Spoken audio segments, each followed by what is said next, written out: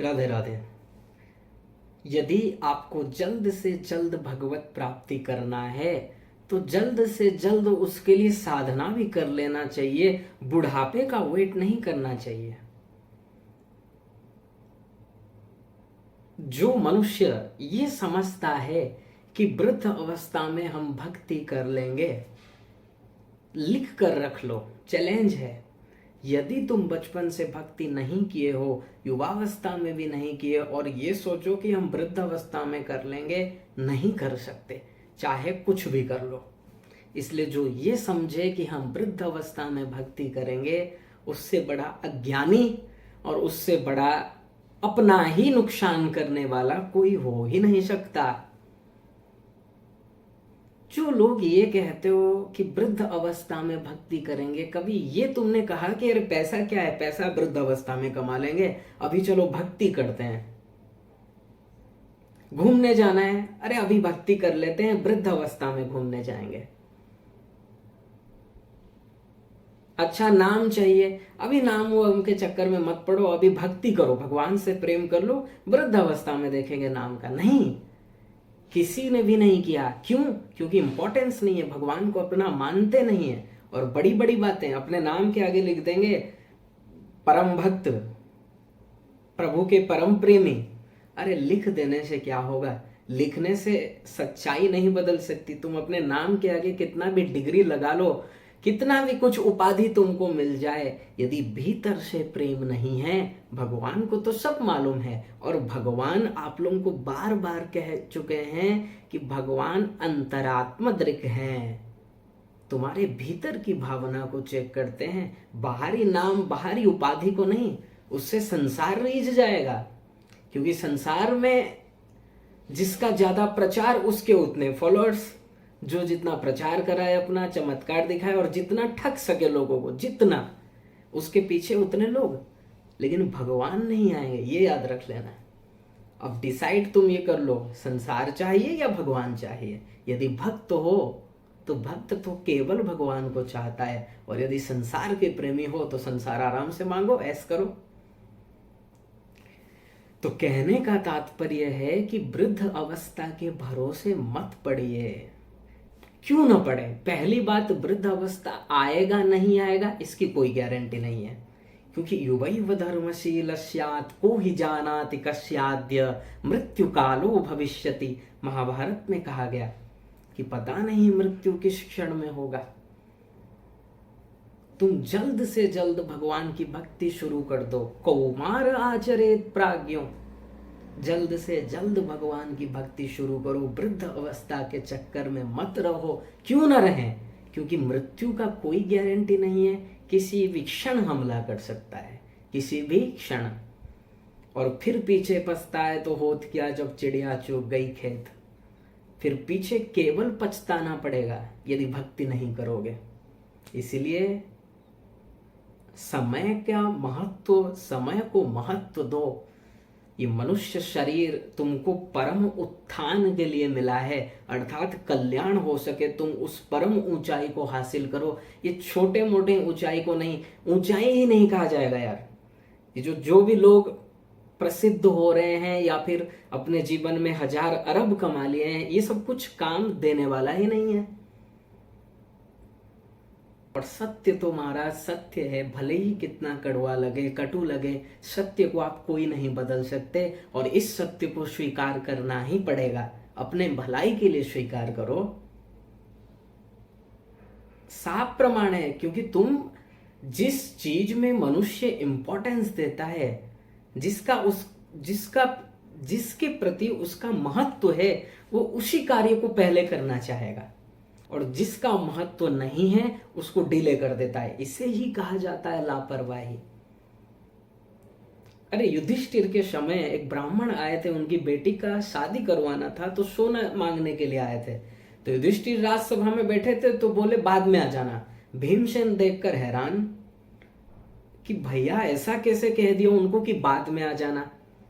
तो भीमसेन ने मंत्री वगैरह को बुलाया और बोला कल एक पार्टी करते हैं, ढोल उल सब बजाना, म्यूजिक लाना। तो म्यूजिक ढोल वगैरह सब बजने लगा। और युधिष्ठिर जी महाराज ने कहा, अरे आज तो कोई फंक्शन नहीं है, नहीं किसका बर्थडे है, नहीं किसी का एनिवर्सरी है, नहीं कोई गेस्ट अतिथि ऐसे आए हैं, और ढोल किस चीज का बज रहा है। अपने मंत्री को बुलाया, भाई क्या चल रहा है ये सब। बोले भीमसेन की आज्ञा है। बोले भीम को बुलाओ।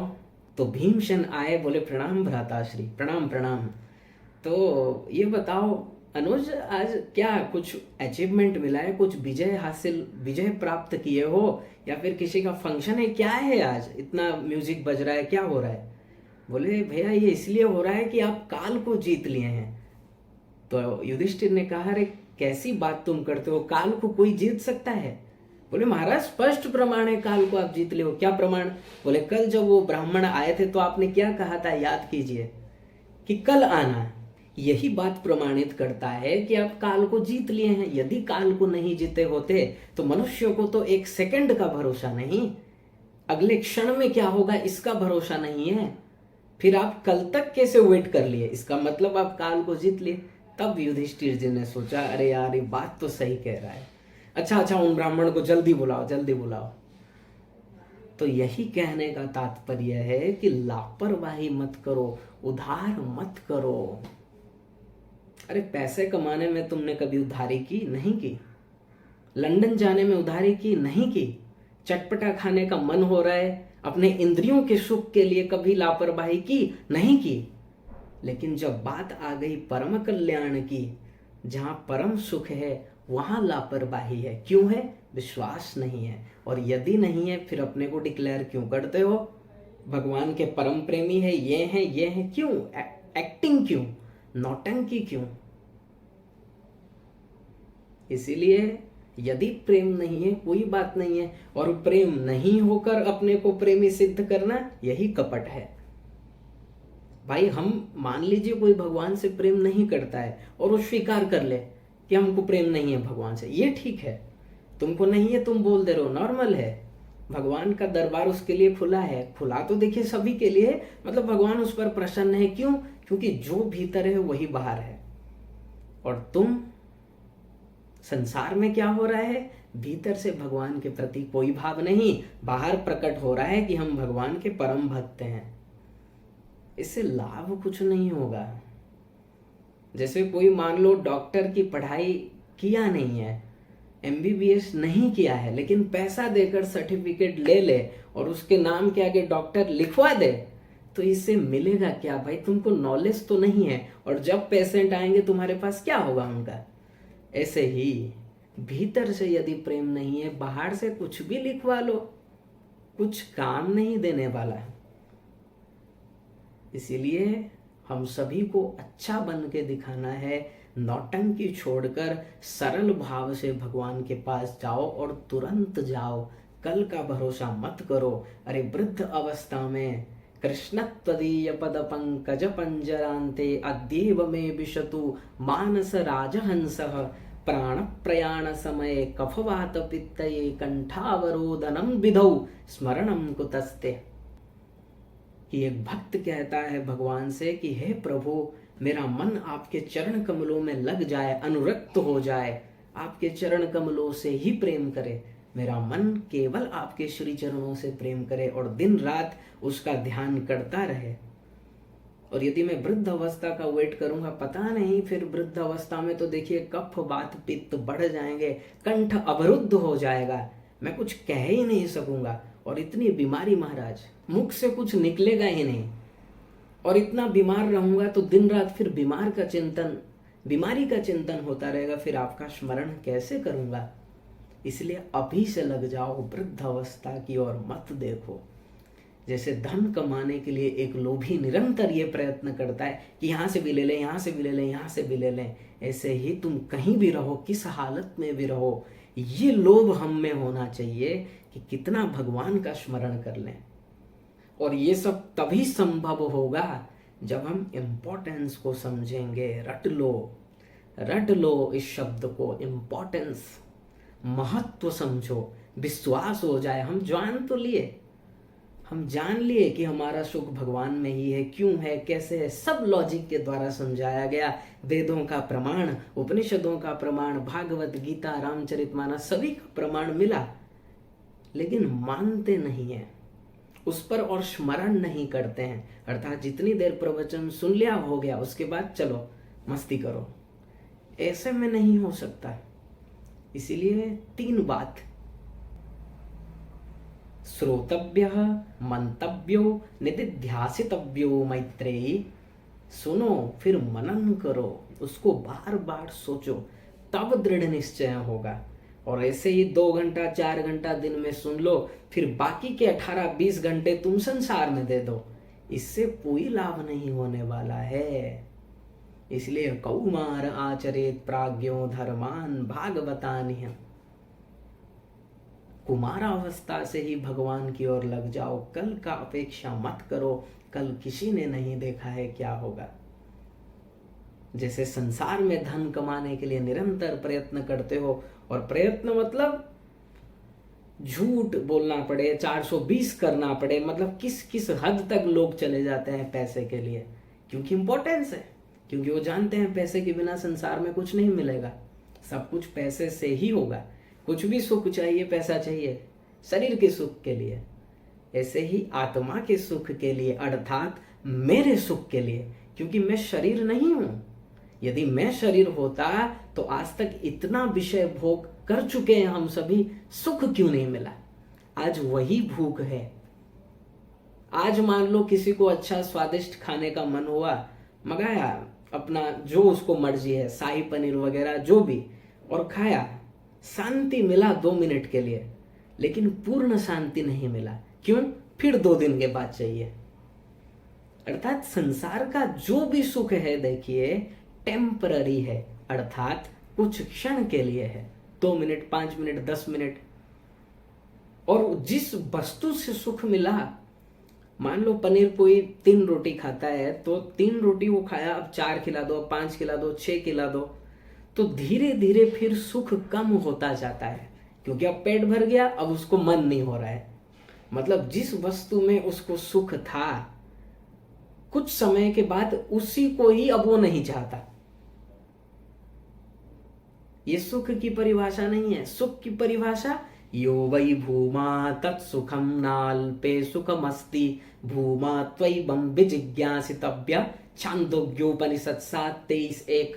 छांदोग्योपनिषद में कहा गया कि सुख उसे ही कहते हैं, सुख केवल उसे कहते हैं जो सबसे बड़ा हो, अर्थात उससे बड़ा सुख कुछ भी ना हो। जैसे कि हमारे पास 50 लाख का कार है, लेकिन उसके पास 2 करोड़ का है, तो उसका कार हमसे ज्यादा अच्छा है, उसमें ज्यादा सुख है। ऐसे ही आप कुछ भी एग्जाम्पल ले सकते हो। तो 2 करोड़ वाला बड़ा सुख है किसके आगे? 50 लाख के बाद, 50 लाख के आगे। लेकिन 2 करोड़ वाला जब अपने आगे देखता है 10 करोड़ का, तो 10 करोड़ वाला सुखी है। तो ऐसे ही ये कहना चाहते हैं हम कि सुख उसे कहा जाएगा जो सबसे बड़ा हो, अर्थात वो तुमको मिल जाने के बाद उससे आगे तुम और किसी भी वस्तु को न चाहो। दूसरा, वो कभी भी न छीने, अर्थात एक बार मिल गया मतलब सदा को मिल गया, उसमें कमी ना हो जाए, उसे सुख कहते हैं। और वैसा ही सुख हम और आप चाहते हैं जो कि परमात्मा है। इसीलिए भगवान की ओर निहारो, वृद्धावस्था में नहीं। कैसी बड़ी मूर्खता है जो ये कहे कि वृद्धावस्था में हम करेंगे। इससे बड़ा मूर्ख, इससे बड़ी अज्ञान, इससे बड़ा अज्ञान कुछ हो ही नहीं सकता। क्योंकि जो अपने सुख के लिए ही प्रयत्न नहीं कर रहा है, इस शरीर के सुख के लिए प्रयत्न कर रहा है, वो कितना बड़ा मूर्ख होगा सोचो। जो यही नहीं समझ पा रहा है कि वो कौन है, भाग रहा है सुख के पीछे, लेकिन शरीर के सुख के पीछे, और ये समझता है कि ये सुख से सुख मिल जाएगा, जबकि नहीं मिलने वाला। इसीलिए सबसे बड़ा मूर्ख कौन? मूर्खो देहाद्यहम बुद्धि ही। 11:19-42 भागवत। कि सबसे बड़ा मूर्ख वही है जो देह को अहम बुद्धि, अर्थात मैं माने, शरीर को ही मैं माने। और 99.9% लोग शरीर को ही मैं मानते हैं। 0.1% भी लोग अपने को आत्मा नहीं मानते। और जब तक इस भूल को नहीं सुधारोगे, तब तक तुम इम्पोर्टेंस नहीं समझने वाले, क्योंकि तुम जब तक अपने को ही नहीं पहचानोगे, तुम अपने को गलत स्वरूप पहचान लोगे, तुम्हारा जो पर्सनैलिटी है उसको तुम गलत रूप में देखोगे, गलत वस्तु के साथ उसका पहचान बना लोगे, तो सब चीज बिगड़ जाएगा। जैसे मैथ में, गणित में जब हम स्टेप बाय स्टेप उसका सोल्यूशन करते हैं और पहले ही लाइन में प्लस माइनस में गलती हो गया, मतलब पूरा गलत हो गया। इसलिए इस गलती को सुधारो कि अपने को शरीर मानना बंद करो। तुम शरीर नहीं हो, तुम उस दिव्य पर्सनैलिटी के अंश हो, दिव्य हो, चेतन हो, जड़ नहीं हो। शरीर तो जड़ है, क्या प्रमाण? मृत्यु के बाद प्रमाण हो जाता है कि शरीर पड़ा है और हिलडुल नहीं पा रहा है, कुछ उसमें वर्क नहीं हो रहा है। इसलिए सब देखते हुए सत्संग सुनो, श्रद्धा उत्पन्न करो और जल्द से जल्द उस परम ज्ञान, परम ऊंचाई की ओर प्राप्त करने का कोशिश करो, जो केवल इसी शरीर में संभव है और किसी शरीर में भी संभव नहीं है। और सभी शरीर तो फिर विषय भोगों का ही शरीर है। उनका काम ही क्या है? पशुओं का, खाते रहते हैं, घूमते रहते हैं और सोएंगे और विषय भोग करेंगे। और यही यदि मनुष्य कर रहा है तो मनुष्य में और पशु में कोई अंतर नहीं है। एक पॉइंट और जोड़ देना चाहिए कि मनुष्य शरीर पाकर जो पशुवत व्यवहार करे वो पशु से भी नीच चला गया है, पशु उनसे अच्छे हैं। इन सभी बातों पर स्मरण करो, इसका बार बार चिंतन करो, तब लक्ष्य की प्राप्ति होगी, तब भूख बढ़ेगा, इंपॉर्टेंस समझोगे।